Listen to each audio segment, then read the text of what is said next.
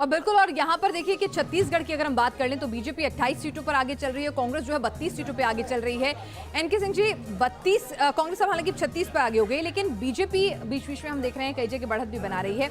तो बीजेपी के लिए वहां पर क्या कुछ कारगर साबित हुआ? क्या ये मोदी का चेहरा ही था, या फिर जो आरएसएस का कैडर लगातार वहां पर जो आदिवासी समुदाय के लोग हैं, जो वहां का विकास परिषद है, जो काम करते रहते हैं वन विकास, देखिए इसमें तो कोई उनका कोई रोल रहता है? क्योंकि हमने देखा था शुरुआत में ऐसा लग रहा था बघेल जो है उनको कोई टक्कर ही नहीं है। शुरुआत 6 महीने पहले अगर हम बात करें तो टक्कर नहीं दिख रही थी। ये एक्चुअली आरएसएस का ये खास एक वो है। आप असम देखिए, असम या नॉर्थ ईस्ट देखिए, संघ ने जो 30 साल काम किया है उसमें सच पूछिए तो एक थाली में सजा के बीजेपी को वो वहां का वर्चस्व देते हैं, वहां के वोटर्स देते हैं। यहाँ पे भी यही हाल है।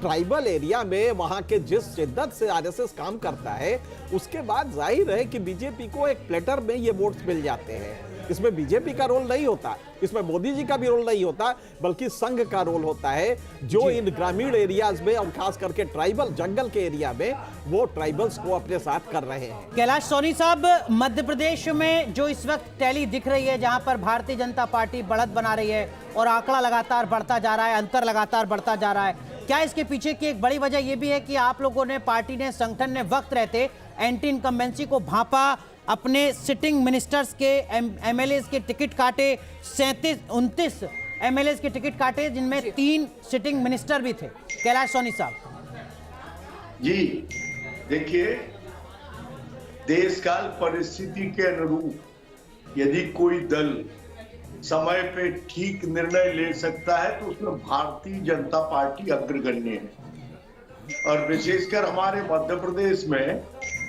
माननीय शिवराज सिंह जी ने समाज के प्रत्येक दर्द के ऊपर, हमारे समाज के प्रत्येक उम्र के लिए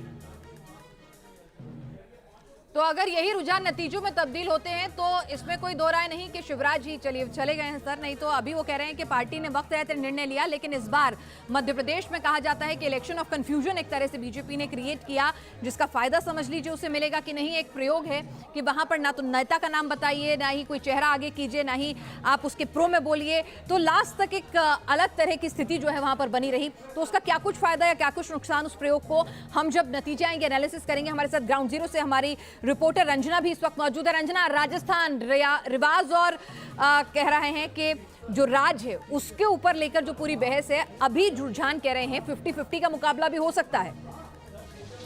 आपके पास ग्राउंड जीरो से क्या अपडेट आ रही है? बिल्कुल, और बिना सबसे दिलचस्प तो यही है, बिल्कुल सबसे दिलचस्प तो यही है बिनाज की मुख्यमंत्री अशोक गहलोत जो कि रुझानों में आपने बताया कि थोड़ा पीछे चल रहे हैं, लेकिन दिलचस्प आंकड़ा ये भी है कि जिस सीट से वो चुनावी मैदान में है, सरदारपुरा की सीट उनकी मानी जाती है। पिछले 25 सालों से उनका सिक्का वहां से कोई नहीं हिला पाया। इनफैक्ट 2014 में जब मोदी लहर थी, जोधपुर की 10 विधानसभा क्षेत्रों में से 9 भारतीय जनता पार्टी को हुई थी, लेकिन एक लौती सरदारपुरा सीट थी जो अशोक गहलोत किसी को नहीं देते हुए नजर आए उस वक्त भी। और एक बार फिर से वहां पर देखिए, उसका एक बहुत बड़ा कारण यह भी है कि राजपूत और जाट वहां पर अल्पसंख्यक है और ओबीसी वहां पर निर्णायक भूमिका में है। मैं आपको यहाँ रोकना चाहूंगी, तो बहुत मैं आपको यहाँ रोकना चाहूंगी रंजना।